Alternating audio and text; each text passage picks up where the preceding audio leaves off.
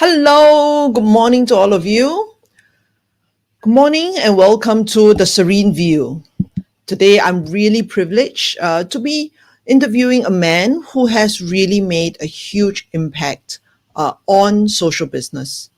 His name is Paul Dunn, and he has been having really a huge impact with his organization, B1G1.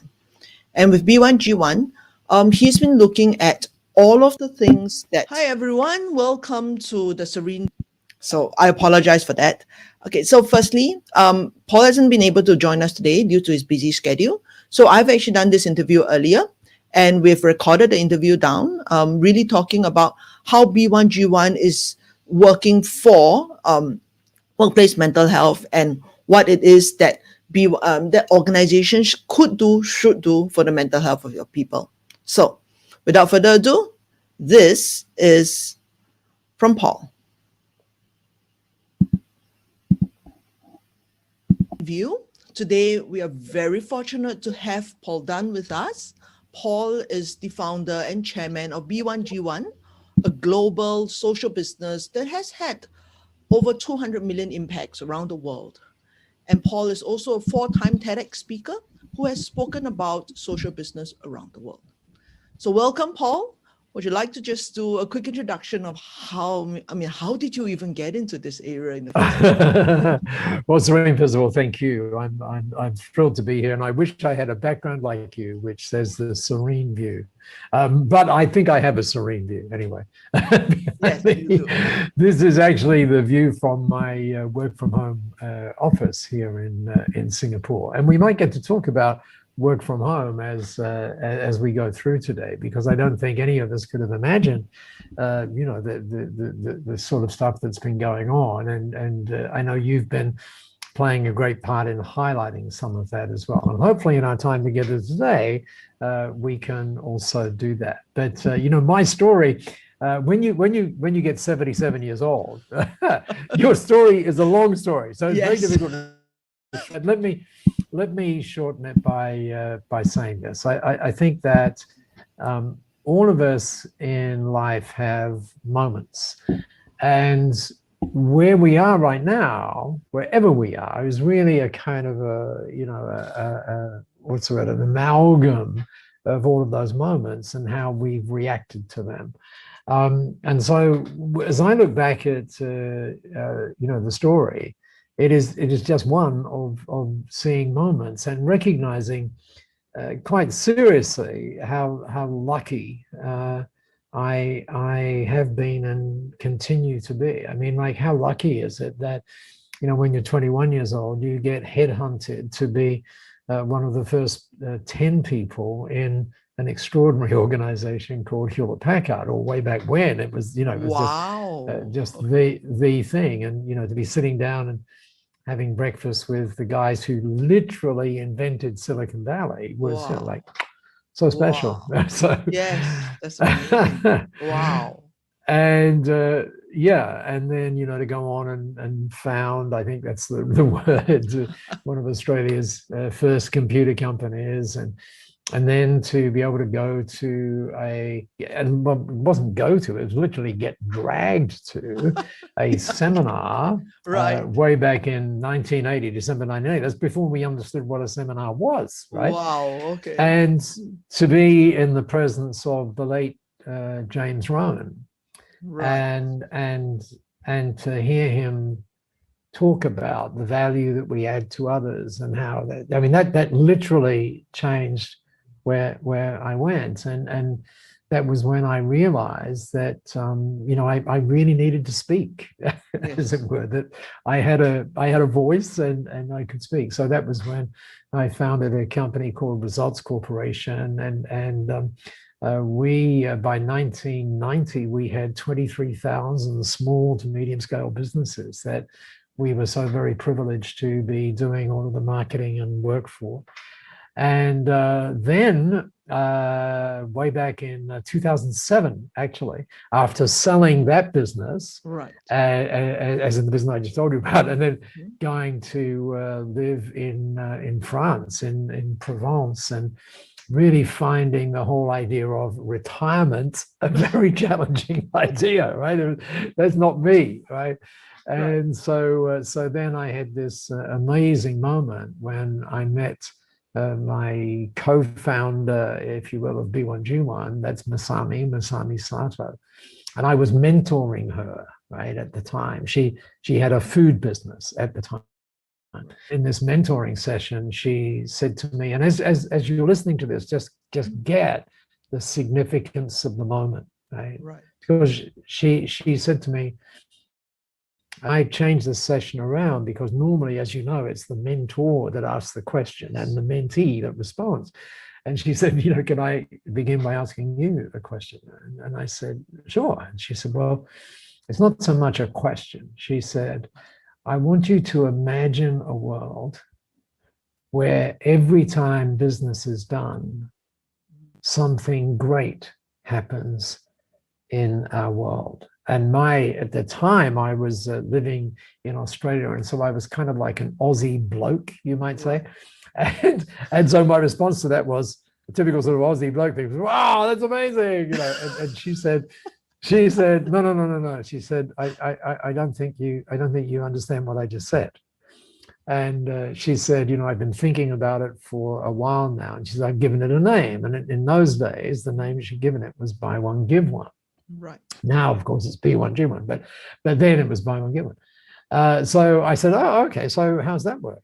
And she literally said, if I'm allowed to drop someone's name on this, she literally said, well, imagine, Paul, you go down to Harvey Norman and you go there to buy a plasma TV. And I said, whoa, what's it called? Buy One, Give One? I said, Masami, if I go buy a plasma TV, they're not going to give me another TV. What are you talking about? And she said, no, you misunderstand. She said, you go to do that because you want better vision or bigger vision, if you will. So how would it be if when you did that, somebody who could not see got the gift of sight? Wow. Exactly. That was exactly my thought. And then at the time, I was surrounded by books as opposed to trees. And she said, or she saw my reaction, right? And she said, or, imagine every time someone sells a book, a tree is planted. And I also had a cup of coffee in my hand. And she said, or imagine every time someone has a cup of coffee, a child in need gets access to life-saving water. And I went, oh my God. And so that was so then I said, can I be your mentor for the rest of your life? And no, I really did. And fortunately, after a day, she said yes. Wow. I didn't say yes at first. She needed to, quote unquote, educate me a little bit more. And I am so glad that happened. And I don't say this in a light way because I think there may be questions about whether or not I would be here, right, if I hadn't had that moment, right? And I think the insight on that moment is that frequently, I like what Brene Brown, one of my fellow TEDx speakers, said about this whole issue of vulnerability and stuff. And she was talking at the time in her first TED talk. She was talking about the rapid rise or the escalation in teenage suicides. Now, that was way back in 2011, I think it was, when she did that talk. But now, the same sort of issues are going on, but more broadly. And what she said is this. She said, and she was kind of speaking to 16-year-old kids, or she said, this is really about 16-year-old kids at this point, but it's actually about all of us. And she said this. She said, connection is why we're here. Now, I just want you to hear that again. Connection is why we're here. And then she added, it brings meaning and purpose, or it gives meaning and purpose to our lives. Now, what I love about that quote, let's do it again, connection is why we're here. It's what gives meaning and purpose to our lives. You can look at it both ways. You can look at, oh, without meaning and purpose, there's no connection. Right? You can look at it that way. Or you could look at it the other way and say, oh, without connection, there's no meaning and purpose, right? And that's why I think that one of the things we've learned, I want to expand on that just in a moment if I can, but one of the things we've learned about now, this time that we are in now, right? Yes. And because there's never been a time like that. I mean, I guess that's true about every moment, but you know what I'm saying that's true. In the broad sense, right? Yeah, in the broad sense. So in the broadest of senses, the whole issue is that we can sometimes wonder, why the heck we're here. What are we doing, right? Right. We sometimes lose our way, right. and or at least we feel as though, right, we've lost our way. And one of the great dangers of that is to keep it inside, right? And to think about, oh, well, poor me, I can't talk about that with anyone else, which of course then starts you playing mind games and all of that kind of stuff, which is why one of the things that I always talk about is this whole thing about connection, and the other thing that we've learned in this, or lots of things we've learned, of course, during the pandemic, but I want to come back to that connection piece. That we have always been, but now we know we have always been connected to each other. We've always known that. Well, that, right. But we've never recognized it, right? Yes. Or not as much as we need to now. That's and true. I think there's this incredible shift from me to we. And to realize it's not about us anymore. It's not about you anymore, right? It's about us. And the moment, I'm getting a lump in my throat even talking about this, the moment that we recognize that, things change. Let me give you a very simple example of that. Right. One time, by the way, interrupt me if I'm just rambling. No, actually, I was very intrigued by this thought because, as you know, I mean, like half to 2/3 of people are reporting right now that they have a mental health. Yeah, I saw that. Yeah. And I think, with this connection, do you think that this is the missing link, to where, businesses or even individuals can help each other with their mental health? Well, Serene, it's a great question. I'm sure it's part of it, right? I'm sure it's part of it. Let me just, Siri just opened up on my system here and it stops everything I'm saying. So I just let me say, hey, Siri, go away. So here's the thing, right? And you know that I'm not a sort of a trained psychologist and all of that kind of stuff, right? So but one of the things that I think we are frequently told, or at least I think we're frequently told, is we need to look inside, right? And I understand that. I absolutely understand that. But here's what I know.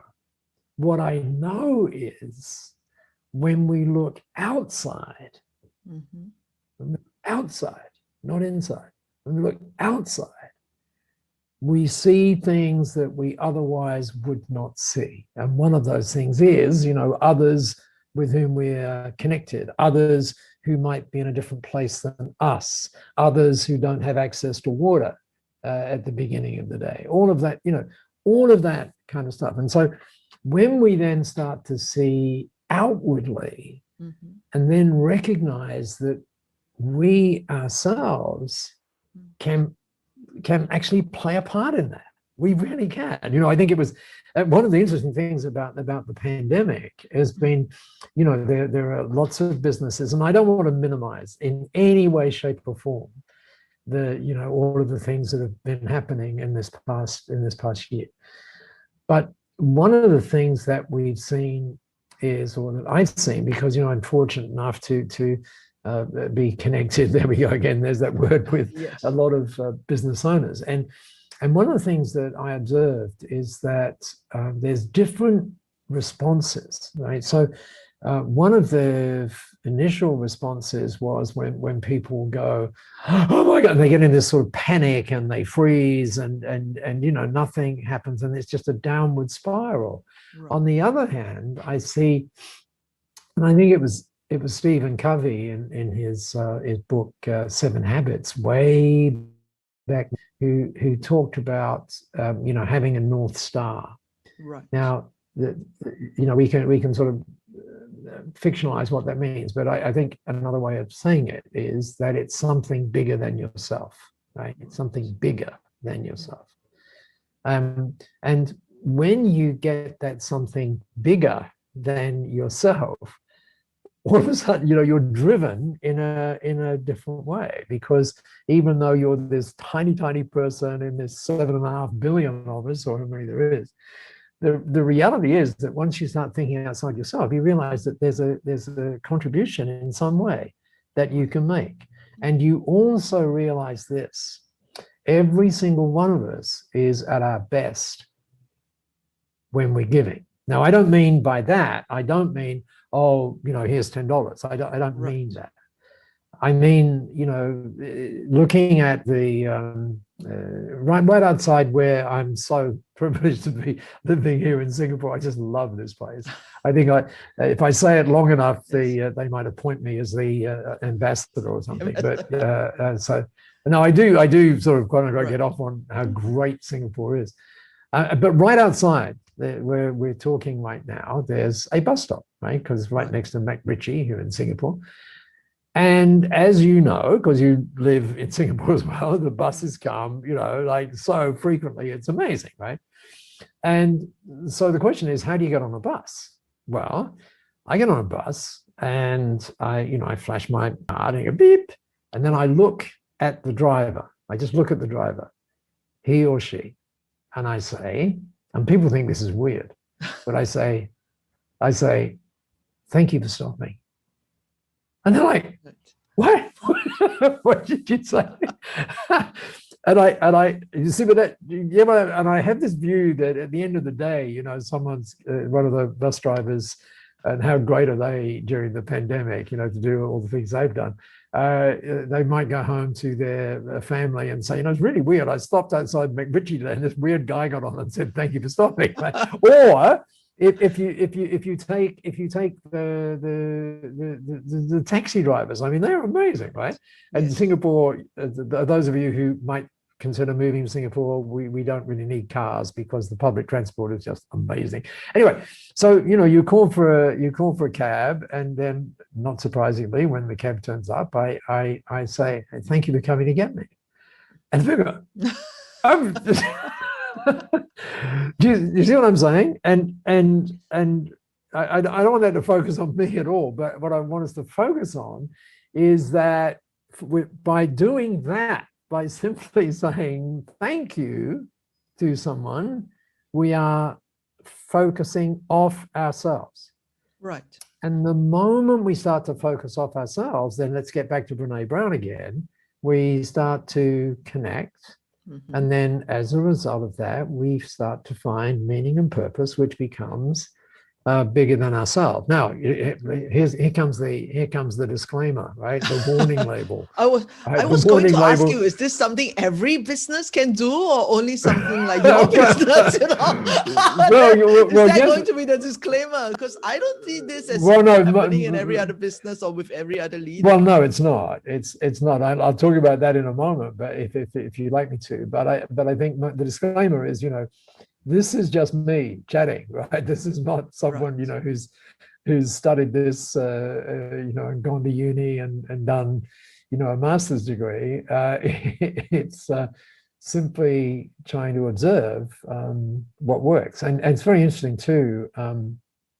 I just this morning, I saw a launch of a new book. This is an Australian one. And the first thing the guy talks about is purpose before profit. He says there are 7 steps to creating a great business. One of them is purpose before profit. Right.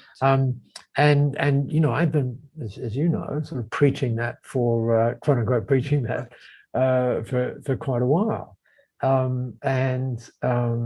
So I also remember about 8 years ago, we had an office at NTU here in one of the universities here in Singapore, and the students were doing a survey on behalf of the government. Mm-hmm. And the survey, and I got, you know, they sort of sought me out. I got asked this question, and the question was, the government is wondering whether it should incentivize social businesses, you know, socially responsible businesses. Should it offer tax incentives for those businesses? Right. And I said, well, I don't actually think so. And they were really surprised by that answer. And they said, well, why don't you think that? And this was like 7 years ago. And I said, because I think in 8 or 10 years, every single one of us will be a social business. Do you really in other think words, so? we've I mean, it's been almost 8 years, and we don't see it. I mean, even right now, well, I agree with you. Connection, you know, gives purpose. It probably can help a lot of the mental health issues out there. But is this something that businesses can do? I mean, what can I do if I'm just a regular business? I don't see this happening at all. Well, yeah, I guess it depends where you look, right? Mm-hmm. So, and maybe I'm in a bubble, and it's quite possible, right? It's quite possible, and I see those things, but I see this this immense shift in people understanding that. I mean, let me just give you a very simple example. This guy, he caused a ripple on the on Wall Street. This is a guy called Larry Fink, or Lawrence Fink, and he's the MD or the CEO of the largest company in the world in terms of funds under management. Let me just read you. I just happen to have it on my screen here. What he said. He said this: purpose is not a mere tagline or a marketing campaign. Listen up intently to this. It is a company's fundamental reason for being. It's what it does every day to create value. And then here's the crucial lines. Right? Purpose is not the sole pursuit of profits, but it is the animating force for achieving them. Profits are in no way inconsistent with purpose. In fact, profits and purpose are inextricably linked. And so one of the things that I talk about with businesses is that purpose powers profit. It really does. And it's just what your focus is. And you know, if you look at the people that are doing great, it's because, as in the businesses that are doing great, right? It's because one of the things that they are focused on, first and foremost, it's not their customers. That's interesting, right? Right. First and foremost, they're not focused on it. They're focused on their people. They're focused on their people, because that's really who your customers are as a leader, okay? And how can you possibly do great things for customers if you're not doing great things for your team? You can't, right? Because you want your team to be doing the great thing for your customers as well. So, and you know, I mean, one of the great things. What are some of these great things that we should be doing? I mean, no, I think all leaders, I don't know of many leaders who want to go out there and abuse their staff, but just give us an idea. What are some of these great things that you envision companies doing?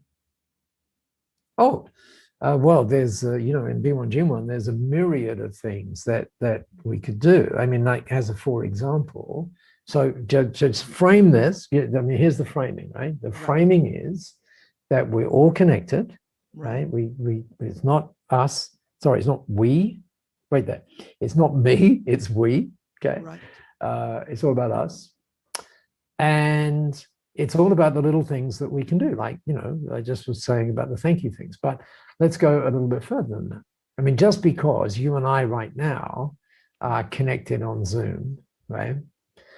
I have this little thing, as do a lot of other B1G1 members, that says every time I connect on Zoom, 11 kids get access to education. Wow. Now, just think about that for a minute. Wow. Yeah, just think about that for a minute. How do I feel about connecting on Zoom? I feel pretty good Wow. about connecting on Zoom, right? Or a lot of people, and let me give you the sort of summary of all this in just a minute, but a lot of the people who are in part of B1G1 now, they do very simple things, incredibly simple things, like, as you know, because you've been a recipient of several of my emails, right?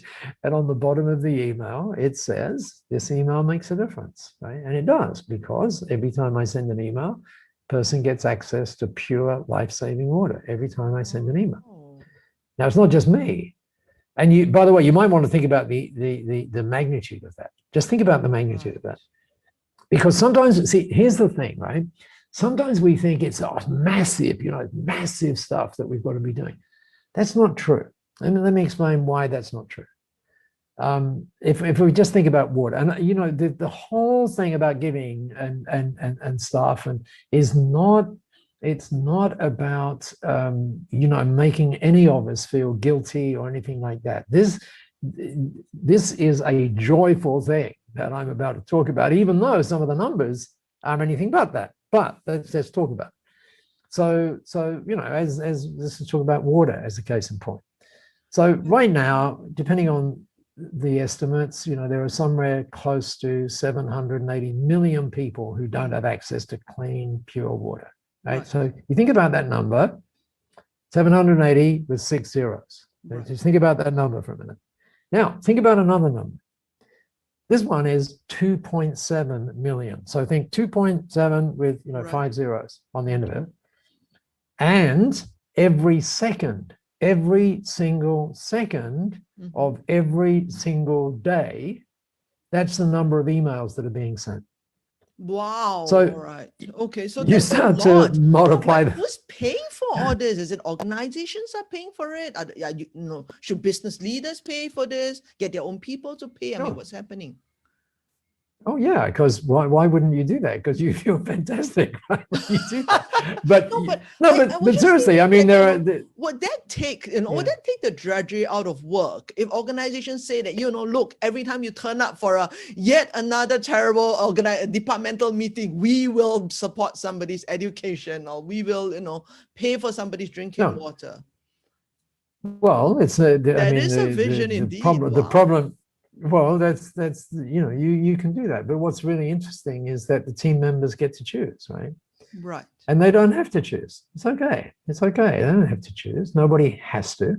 Right. But what we know is that I know. So, for example, I know companies now who have morning teas, the catch up that we everybody has, which is supposed to be and is very great for scaling businesses, right? When you catch up, you have a catch up. We have that at 9:50 every morning. And I know some people who have just rephrased or reframed that, and what they call it is morning tea for good. Pretty cool, right? So everybody is. It's just all the labels that we have, and so the reality is, when we started B1G1, we said this is all about the joy of giving. And let's go back again. And again, I don't want to focus necessarily on giving money or all of those sorts of things. Right. What I want to focus on is that we are all at our best when we are giving, even if that giving is, and I know families who, and I don't want to get personal on this, but I know families who at dinner time will sit around the table instead of in front of the TV. They'll sit around the table and they'll zip around the kids, and these kids are like 3, 4 years old through to 20 years old. And the first thing that they're asked to do, and there's not some religious thing or whatever, it's just to say, hey, what are we grateful for today? Right. What are you grateful for today? Yeah. And the moment you start to think about that, you've got to think about really what's going on outside. And so it's just this kind of changing kind of thing that is not focusing on inputs necessarily, but focusing on outcomes. And so I think I completely agree with you, because I think with this kind of connection and outcomes, I mean, we can truly change organizations into some place that is more for mental well-being and actually for the well-being of the world rather than a place of stress. But we're coming to the top of first. So is there anything like a few last words you want to leave us with before we wrap up? I mean, if there's one thing that you want to call, that you want to go out, out into the world, what is it that you would want to say? Well, let me just give you a couple of things. Okay. I mentioned my age. I mentioned my age early on, right? Which I don't always. That must be your great interviewing style or something. So, and of course, I look up to people who are older than me. One of those people is 93 years old, right? Oh, okay. And he's pretty famous, and you can find him on all sorts of places. But the place I would love you to go to find him is Netflix. If you've got Netflix, go find it. Right? Okay, wow. And it's called A Life on Our Planet, right? And by the way, this is not a big sort of climate change push or anything like that, but I just want you to go look at it, right? Right. And it's by Sir David Attenborough. Now, the reason I want you to see it is, first of all, it is an amazing movie. It's an amazing movie. Now, but what you could choose to be if you were about if you had some cause that was bigger than you, right? You could choose to be in people's face about it. You could choose to do that, right? The problem is that when we do that, people push back. And so when you get to the end of this particular video, it's just an amazing piece. I won't try and give away the game too much, but he's actually standing in Chernobyl, right, when he says this. And he talks and he points to how the forest has regenerated, and anyway, you really need to watch it. Yes, but I will. His final words on this are very simple. They're only 3 words, right? So he paints this lovely picture of how things will be, and he says, "These are the final words. Just imagine that." And that's the most beautiful thing, right? Yes. Just imagine that. Yes. Just imagine, us being connected. Just imagine us in every moment giving the best of us, not by thinking about us, but by, thinking about others. And that is from Paul Dunn, whom I had an interview with earlier. So if you really imagine the vision that he has, which actually I was stunned to hear, where every single time that you had an email sent out, somebody will get water. Every single time you attend a meeting, someone will get education. Just imagine the impact that has, not just on businesses, but really on the employees themselves, on how you feel about work and on all the things that you need to do for work, like send an email, attend a meeting, and so on. So this is Serene, and I'm really grateful that you've joined me today for today's session. I would really be looking forward to more of these sessions with other business leaders. Next week on Thursday, I've invited Rose, who is one of the leading people who have put together the workplace health framework for Canada. And we'll be interviewing her on how this, how does this framework work in Canada and what can companies take away from the framework that they have implemented. So before I go, I will leave you the same 3 words that Paul has said, which is, if you can just imagine a world where workplace health is a place, workplaces are a place not of your stress, not of your worries, but really a place of well-being where you go there to be restored. Just imagine that. Bye for now.